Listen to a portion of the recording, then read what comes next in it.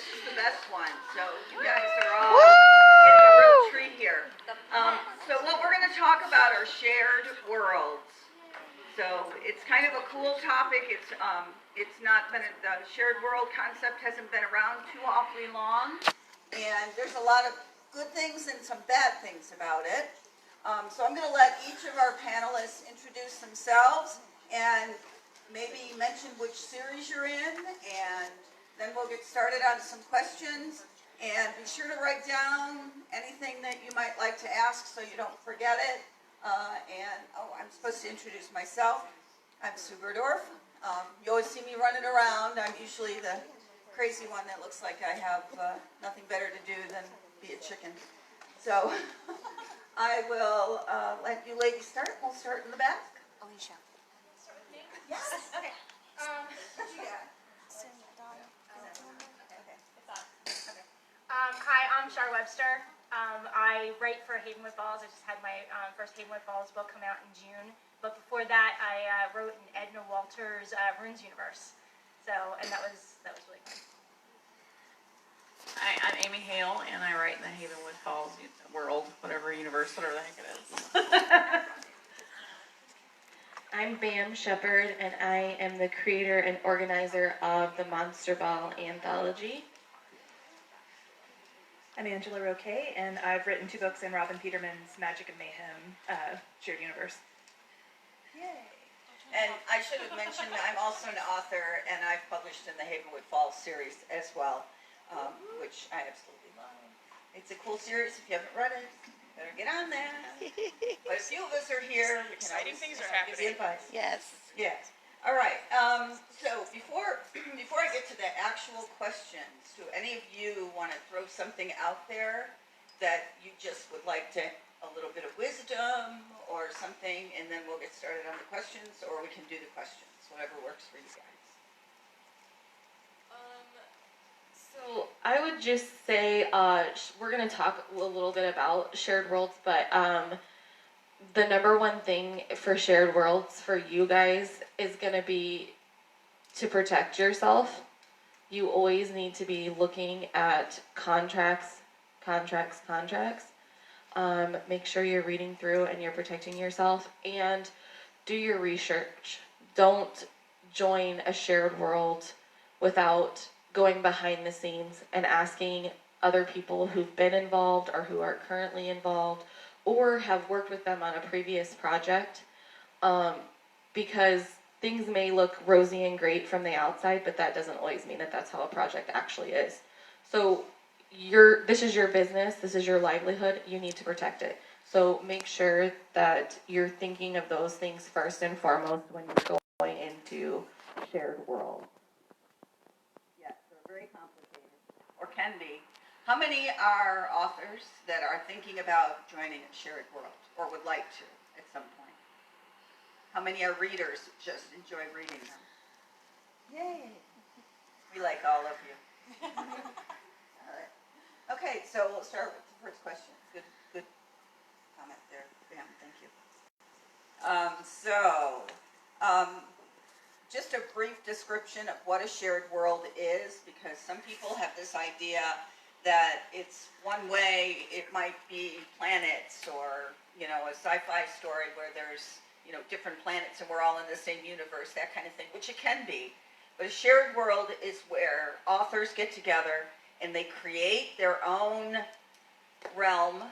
It can be fantasy, it can be sci-fi, it can be contemporary, it can be horror, whatever. And all the stories take place within specific parameters, and characters belong to the authors or not, depending on those amazing contracts that you're going to sign and read over very, very carefully. Just an FYI, I came up from Tennessee and I have terrible allergies today, so if I run out of here because I'm hacking and coughing, I'm not dying, my throat's tickly. So I apologize. So a shared world is a concept to begin with.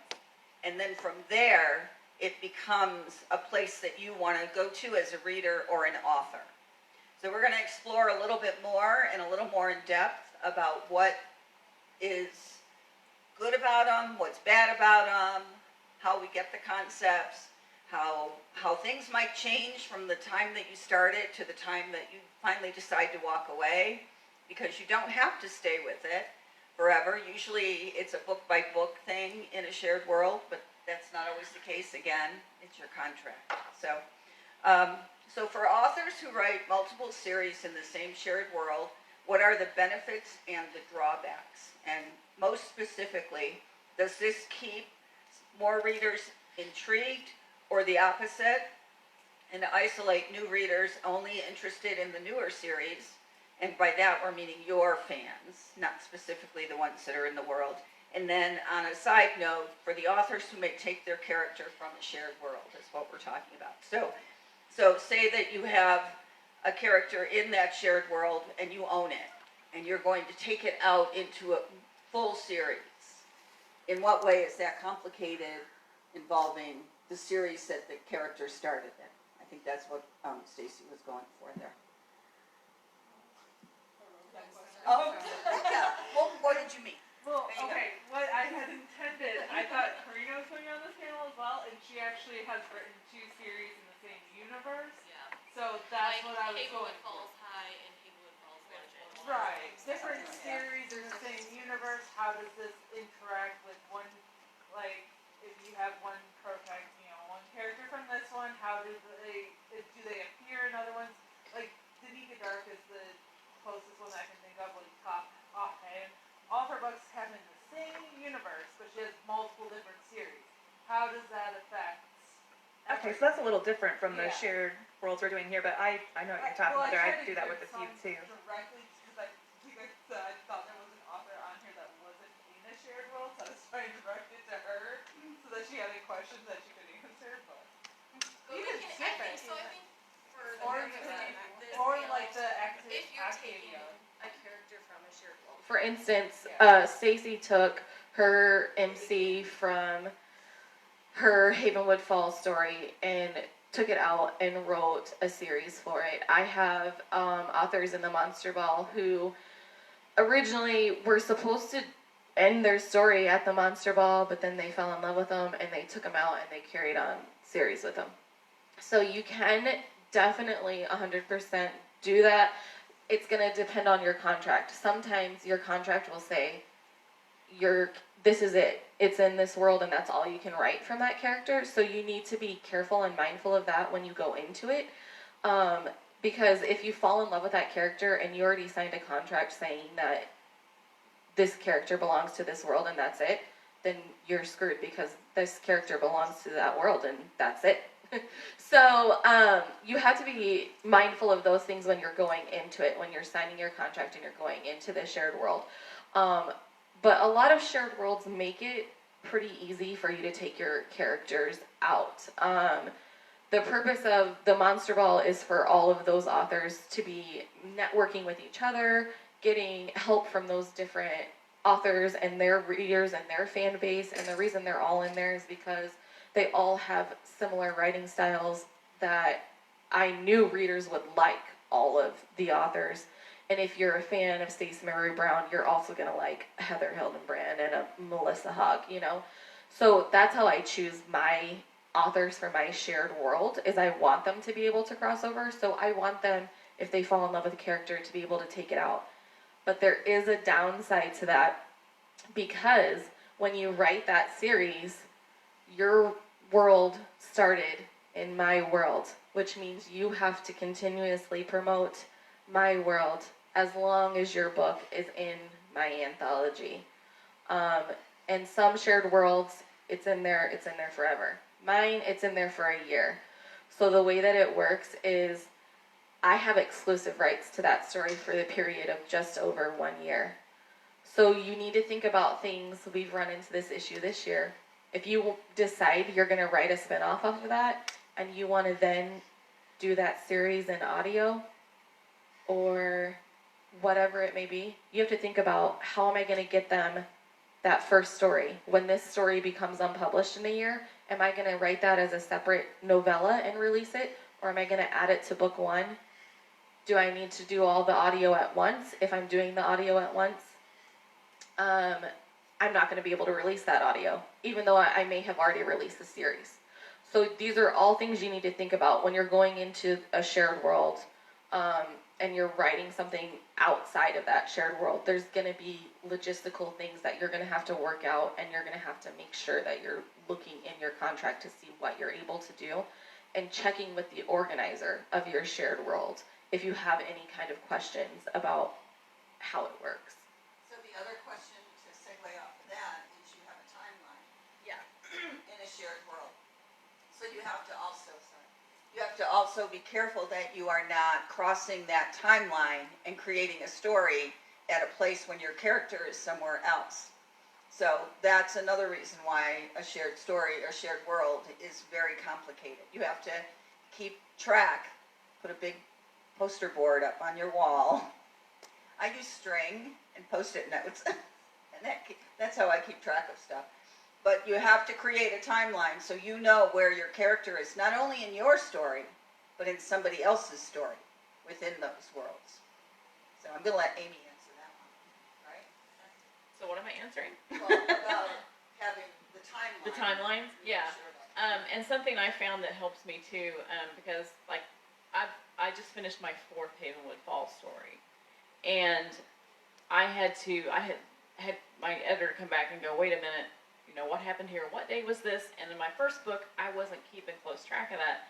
So on the second book that I wrote, I made up, you know, each day. Okay, as I'm writing the book, okay, this is this date, and I kept those in my notes so that I could always reference what date it was, so that if somebody else in the shared world, like you wrote something with one of my characters, you could say, hey, you could say, No, it's not. I mean, it's in and out. so anyway, you could ask me, you know, is Jetta Mills doing this or that? Where is she on this date? And instead of having to go back through my entire book and figure it out, I can just look in my notes of each book and figure out where they're at. And of course, that also helps when we're discussing, like if we're going through a world Bible or whatever. You've got to keep track of all of that, because it can really just mess up the entire story if you're not keeping track of that timeline very carefully. True. John, you just started. Well, actually, you put 2 of my characters in your book. I wrote legend. Yeah. So my characters are from the 1940s, and eventually I wanted to do different characters. So I was scouring the internet for a different paranormal. So I wrote about Vila, and hardly anyone's written about Vila, and I actually right. So for those who don't know what a Vila is, it's like a cross between like a wood nymph and a fairy, and they have all kinds of different powers. But I brought my characters to Havenwood Falls down in the 1940s, and I wanted to actually take them and expand it to other stories. And I have to remember in July, is it July? In July in 2019, they're celebrating their anniversary. They're celebrating their anniversary. So I have to make sure I know that I can't do anything in July in 2019. So. Because otherwise it messes up the story that I just wrote about, you know, having dinner in July. Yeah. So yeah, you have to work together, but that's also fun because we get to kind of chat about, oh, what if we did this, and what if you did that, and that makes it a lot of fun getting to work together with those different characters too. And other authors as well. Absolutely, yes. So, and that's the coolest part, I think, for me, in being in a shared world, is you think as an author that you're alone, that you're writing this book and you're in your house, or you're in the library, you're at Panera, that's where I go, by the way, or you're just focused on your story and you're all alone and you get it done and it's great and you love it and you have no one to talk to about it. And now, in a shared world, you have however many other authors are in that world with you, whether it's somebody in your book or somebody who's just interested in where your story's going, and hey, I need one of your characters, and are they going to be in town on this day? Can they go to the moon ball with me, or something like that with my characters. So you've created not only that fictional world that you're all reading, but we've created this community of authors that are creating for you amazing stuff. So, sorry, little lecture there. All right. So what are the major benefits of joining in on the shared world? And do you have any concerns? other than what we've already mentioned? I mean, I think, yeah, like we mentioned, the working with other authors is great. And then getting the feedback from other authors, like I've had people send me snippets that my characters were in, and getting to see how they write those characters and kind of getting from their point of view is interesting, because you kind of get to see how they see your characters while they're putting them in their scenes. It's kind of eye-opening, because you have this tunnel vision with your characters. You see them as certain, they're this, it's just absolute in your mind. And then when someone else brings them into their story, you kind of go, oh, there's a whole nother dimension maybe I didn't think about. And then of course there's the marketing aspect, because you've got your book, maybe Stacy's characters in my book. Well, so if somebody finds out Stacy's characters in my book, they might want to go check out my book too, and vice versa. So we all get to, we all get to share, and that's my favorite thing, is that we just all get to share with each other, and it makes it so much fun. These are all a little different. We were talking about the contracts and things, and I guess just the structure of how some of these worlds are set up. The one that I'm in, Robin Peterman, it's actually her series. She has the first 6 books, I think, out in it now. And then she invites 10 to 15, I think there were 17 of us this past June, to write novellas that are set in her world, which is a little town in West Virginia that she calls Ass Jacket. So it's a paranormal light comedy. There's some smut, but it's a really fun series. But she gets all 17 of us together to write these novellas, and of course the rules and the contracts are you can bring your character from another series in if you want, you can create a new character, you can play with her characters, but when it comes to taking them out of the series and writing elsewhere, of course you can't bring her world or her characters out of that shared universe. We don't actually, I think some of the other rules are we don't use other authors' characters, like the copyright, like some of those rules are a little more solid in her contracts, where just protecting yourself, like Bam said. But the promotion, I think especially too, when it comes to marketing, because there's 17 books that we released on the same day, so everyone is marketing that same week and really pushing it. And Robin's great, having someone that knows what they're doing, organize it. She says she pimps our books nonstop all the time. She has her website set up for it, so having someone that is organized, and when you see multiple authors coming back and writing multiple books in that series, they're a pretty solid coordinator to have people come back that often. So. And you were mentioning the characters.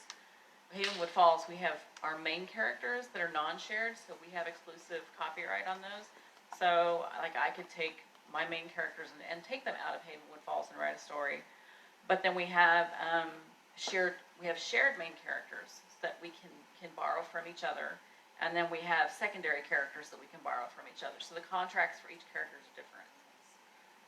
And the Monster Ball is totally different, because the whole concept behind the Monster Ball is that this is one night, everything is happening at the same time.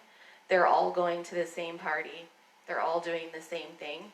So for the Monster Ball, we want all of the authors to work together, because it's not going to do for Stacy to say that she walked in and the lighting was blue, but then Becca's going to come in and she's going to say that the lighting was purple. So it was not purple. You're a liar. So you really want everything to stay consistent, but you also, for the purpose of my shared world, I don't want people pulled out of this story. I want them to read the entire anthology, and I want them to feel like they're seeing the same party from multiple points of view. So we don't write it, when you take Amy's character and you're doing a scene with her, that's not how it works. When you're doing a scene with Amy and you're talking about Amy's character, Amy and Stacy are talking, and Amy's saying my character is saying this, and Stacy's saying my character is saying this. They're writing those crossover scenes together. It's not you're taking someone else's character and just making up whatever the hell you want. So the way that we work it is we really want them to be interactive with each other, because that's part of what they take out of it, is they have these new relationships with these authors that they are getting to work with, and they're getting to do a little bit of co-authoring with, because they each have to have so many scenes in their book where they're either spotting a shared character, which are the characters that I create that belong to the world, and then they have to have crossover with another author. So they have different characters that they're going to spot. And the way that it works for our anthology is we have an author group, and they'll say, all right, so does anybody have anything that's happening in their book on this level that's like distracting because my character wants to see something weird? And so then someone will come in and they'll say, hey, my guy just threw green panties over the balcony. Your character can totally be distracted by that. So then they work out that scene together where her character is going to spot it and what his character is going to do.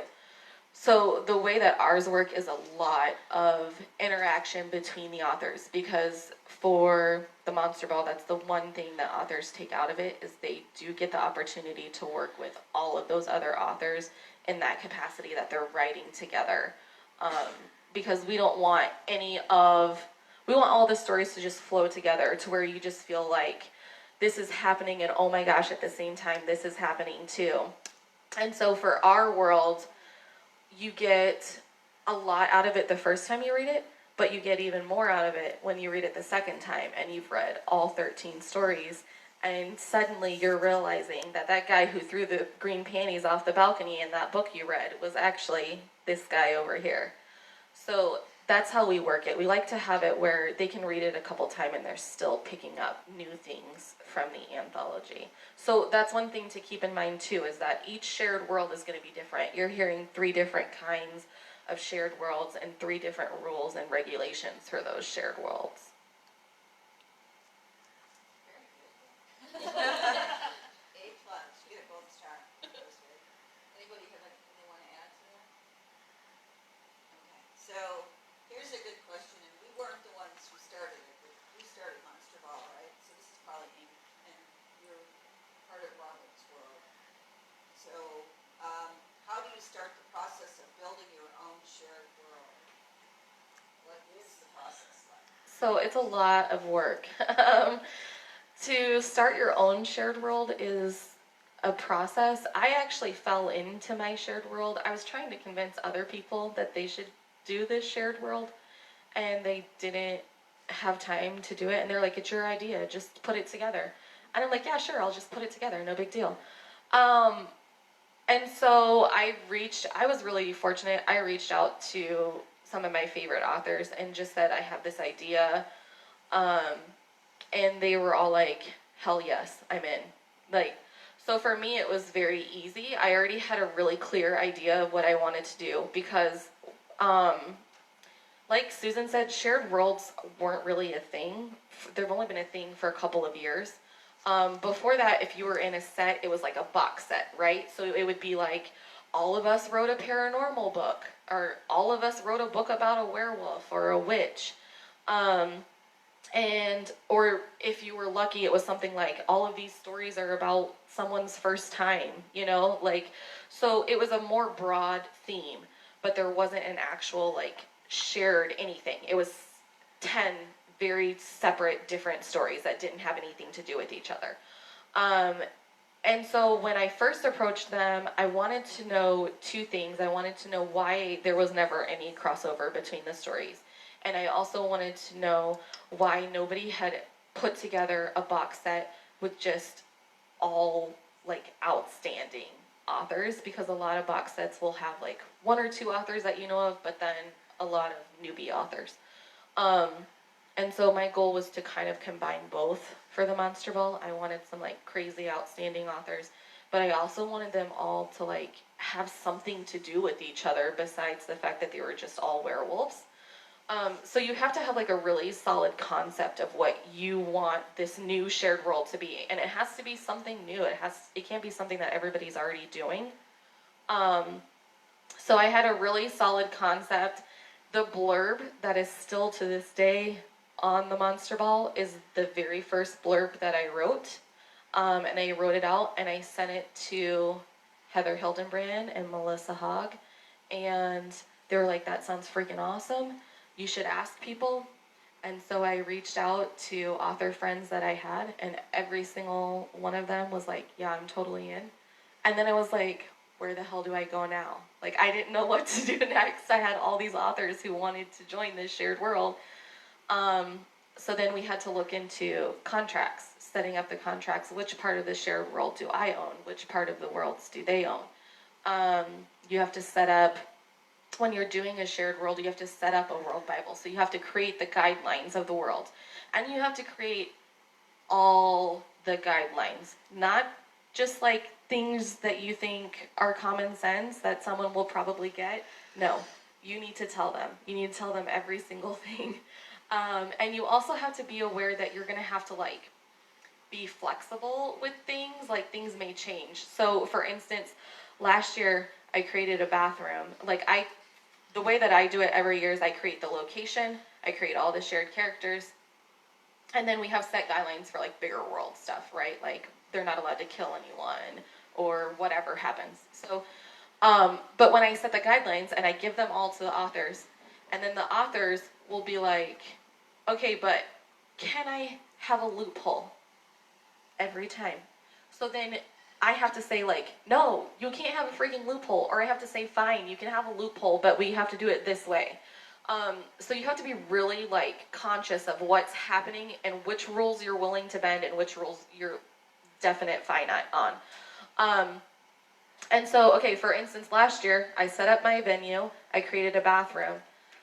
Nobody used the bathroom.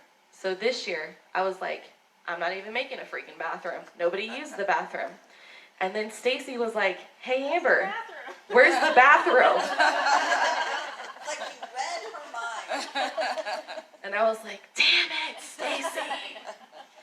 So I had to go back through and add to the floor plan and add a new bathroom and tell everybody what the bathroom looks like.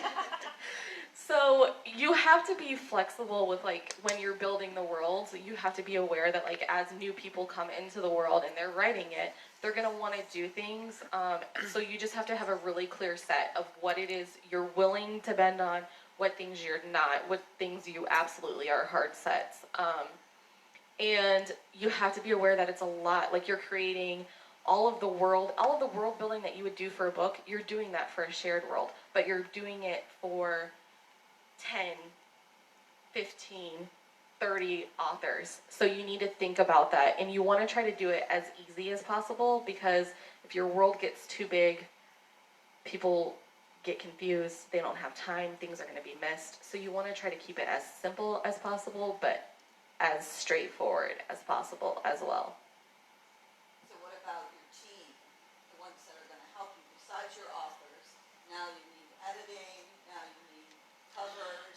So this is another part where shared worlds differ, because some shared worlds use the same editor for all books, and they've read, because like Havenwood releases at different times, right? So they have like an editor and a proofreader who's responsible for making sure, because they know the World Bible, they've read all the books, and they know what's going on.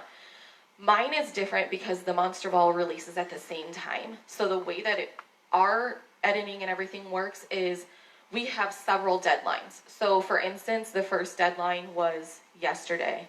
And I said, this is your deadline to get me your book. They give me their rough draft, and I'll go through it, and I read it, and I say, I'm sorry, but everybody knows that our doormen are 2 black gargoyles from New York, and you have a headless ghost and someone from Texas. So you need to change that. So I go through and I catch all the big things, right? I'll say like, I'm sorry, but you just said that the band takes a break and this like gargoyle was up there, and that does not happen. So I have to catch those big things. And then I send it back to them with all those notes saying, these are the world building things that you did incorrectly that you need fixed. And then they send it off to their editors after they fix those things, and they get them edited individually. But then they have to send them back to me. And once they send them back to me, I actually have a proof team. I don't just have one proofreader. There's like 4 of us. And we read through the stories at the same time. We're reading on the same document, and we're all commenting at the same time. So when we send it back to them, it has all of our suggestions on it from all 4 proofers, so that they're only doing it one time. They're only getting one proof back from us. And we go through for that time, we'll go through for continuity thing, right? So we want everyone to capitalize the Monster Ball. We don't want some people come only capitalizing Monster Ball, you know, like we want everyone to capitalize that kind of stuff. So that's what we look for through the proofread. So that's how it works for the Monster Ball, is that we have several rounds of it. Everyone edits on their own, but when they send it back to me, it's proofed together so that it all stays the same. And they read, the people who proof will proof every story. They have to read all 13 of them, and that's agreed to before, like, we send them the first one. They know that they have 13 stories that they're going to have to read through and proof.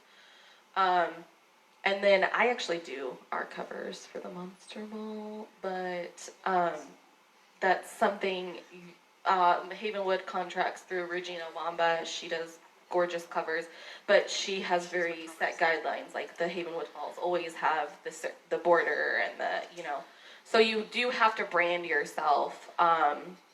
And it's going to differ, like, I don't know how Havenwood works. Do you guys have to pay separate for your covers? Is that? Yeah, okay, so it's included for the Monster Ball too. Like, your covers are included in your stuff because it's just part of the promotion, so. So, Angela, I have a question for you. How are your books marketed? How do they market your shared world? Is it an individual or a group effort? And how many authors do you have again? 17? We had 17 this last time. It's different each time. Like the first time I published a book with her was in October, and it's terrible. I can't remember how many we had that time, but it's always, you know, upwards of 15 to 20. But Robin, I'm not really sure who she uses. This is terrible. I should probably ask more questions. But she takes care of so much of the marketing work. She has video graphics made. She'll post ads on Facebook and Twitter. She hosts a Facebook party, which you don't see as many of those anymore. I don't know if they're just kind of a dying thing, but she, with 17 people inviting all their readers, we end up with quite a few people in there, and she